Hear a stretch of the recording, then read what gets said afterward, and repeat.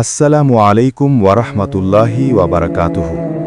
আশা করি আল্লাহ তাআলার অশেষ মেহেরবানিতে আপনারা সকলে ভালো আছেন। আর আপনারা দেখছেন দিনের আলোর গল্প, সর্বশেষ জান্নাতে প্রবেশকারী বান্দার ঘটনা। নতুন নতুন ইসলামিক গল্পের ভিডিও পেতে আমাদের চ্যানেলটিকে সাবস্ক্রাইব করে রাখুন। হযরত আবু হুরায়রা রাদিয়াল্লাহু আনহু হতে বর্ণিত, রাসূল সাল্লাল্লাহু আলাইহি ওয়াসাল্লাম ইরশাদ করেছেন, সর্বশেষ যে ব্যক্তি জান্নাতে প্রবেশ করবে তার অবস্থা এরূপ হবে যে বদ আমলের কারণে প্রথমে তার ঠিকানা হবে জাহান্নামে, যদিও সে মুমিন হোক না কেন। কারণ মুমিন বান্দাকেও তার বদ আমলের কারণে শাস্তি ভোগ করতে হবে। এজন্য সে প্রথমে জাহান্নামে যাবে। জাহান্নামে দগ্ধ হওয়া অবস্থায় সে আল্লাহর কাছে আরজ করবে, হে আল্লাহ, জাহান্নামের অগ্নিশিখা ও তার উত্তাপ আমাকে পুড়ে ফেলেছে।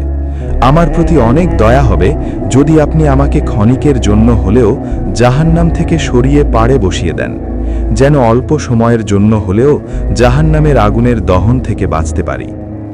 আল্লাহ তাআলা তাকে বলবেন, যদি আমি তোমাকে সেখানে বসিয়ে দিই, এরপর আরও কিছু দাবি করবে না তো? লোকটি বলবে, হে আল্লাহ, আমি ওয়াদা করছি, শুধু একবার আমাকে বের করে সেখানে বসিয়ে দিন, এরপর আমি আপনার কাছে কোনো কিছু দাবি করব না। আল্লাহ তাআলা তাকে বলবেন, আচ্ছা ঠিক আছে, তোমার কথা মেনে নিচ্ছি। তারপর ওই ব্যক্তিকে জাহান্নাম থেকে বের করে জাহান্নামের পাড়ে বসিয়ে দেওয়া হবে। জাহান্নামের পাড়ে কিছুক্ষণ বসে থাকার পর তার চিন্তা শক্তিতে আরও কিছু পাওয়ার আশা সৃষ্টি হবে।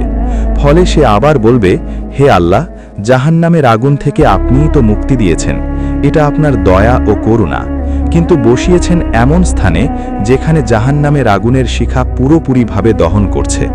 যদি আমাকে সামান্য সময়ের জন্য এমন স্থানে নিয়ে যেতেন যেখানে জাহান্নামের উত্তাপ আমাকে স্পর্শ করতে পারবে না।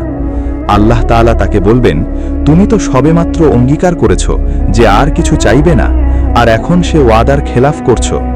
বান্দা বলবে, হে আল্লাহ, বেশি নয়, আমাকে এখান থেকে একটু দূরে নিয়ে যান, এরপর আর কিছু বলবো না এবং কিছু চাইব না। সুতরাং আল্লাহ তাআলা তার আবেদন কবুল করে তাকে সামান্য দূরে সরিয়ে দেবেন, যেখান থেকে জান্নাতের হৃদয় কাড়া মনোমুগ্ধকর দৃশ্যাবলী সে অবলোকন করবে।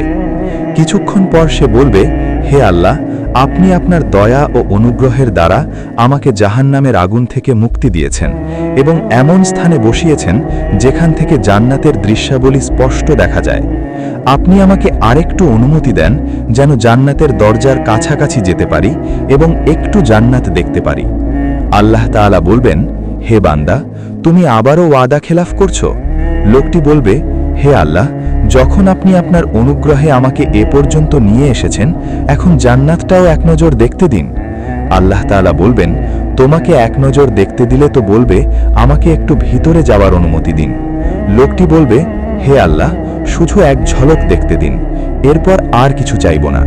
তারপর আল্লাহ তাআলা তাকে এক ঝলক জান্নাত দেখার সুযোগ দেবেন, কিন্তু জান্নাতকে এক ঝলক দেখার সঙ্গে সঙ্গে সে বলে উঠবে, হে আল্লাহ, আপনি তো পরম দয়ালু ও অনুগ্রহকারী, আপনি যখন আমাকে এত দয়া করেছেন, এবার আরেকটু দয়া করুন, মেহেরবানি করে এর ভিতরেও প্রবেশ করিয়ে দিন। তখন আল্লাহ তাআলা বলবেন, দেখ, প্রথমেই তোমাকে বলেছিলাম তুমি ওয়াদা ভঙ্গ করবে, কিন্তু যখন আমার অনুগ্রহে তোমাকে এ পর্যন্ত নিয়ে এসেছি, তখন তোমাকে তার ভিতরেও প্রবেশ করাবো, সেখানেও তোমাকে পুরো পৃথিবীর সমান এলাকা দান করব। লোকটি বলবে, হে আল্লাহ, আপনি তো দয়ার সাগর, আপনি কি আমার সঙ্গে ঠাট্টা করছেন? সে আরও বলবে, জান্নাতে এত বড় স্থান কোথায়, আর আমার মতো নগণ্য গোলাম এত বিশাল জান্নাতের অধিকারী হব কেমন করে? আল্লাহ তাআলা বলবেন, আমি কারো সঙ্গে ঠাট্টা করি না, বাস্তবেই আমি তোমাকে এমন জান্নাত দান করলাম। হাদিস শরীফে এসেছে, রাসূল সাল্লাল্লাহু আলাইহি ওয়াসাল্লাম এ হাদিসটি বলার সময় হেসেছিলেন। এরপর যেসব সাহাবী হাদিসটি শুনেছেন তারাও তাদের শাগির্দদের কাছে এ হাদিসটি বর্ণনার সময় হেসে বর্ণনা করতেন। তারপর তারাও তাদের ছাত্রদের কাছে বর্ণনা করার সময় হেসে হাদিসটি বর্ণনা করতেন। এমনিভাবে রাসূল সাল্লাল্লাহু আলাইহি ওয়াসাল্লামের যুগ থেকে আজ পর্যন্ত মুহাদ্দিসগণ যখনই হাদিসটি বর্ণনা করেন তখন হাসেন, আর যারা শোনেন তারাও হাসেন। এই কারণে এ হাদিসটিকে হাদিসে মুসালসাল বিজ্জিহক বলা হয়, অর্থাৎ হাসি সহ ধারাবাহিক বর্ণিত হাদিস। আল্লাহ তাআলা আমাদের সবাইকে জান্নাতে যাওয়ার তৌফিক দান করুক। আমিন।